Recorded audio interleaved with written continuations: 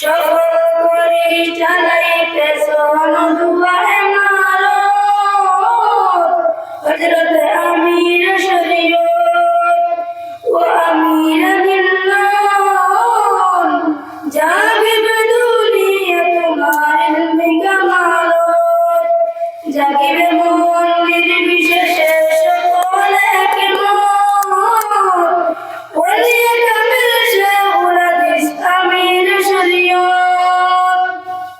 জাগিবে মন নির্বিশেষে সকলে কেমন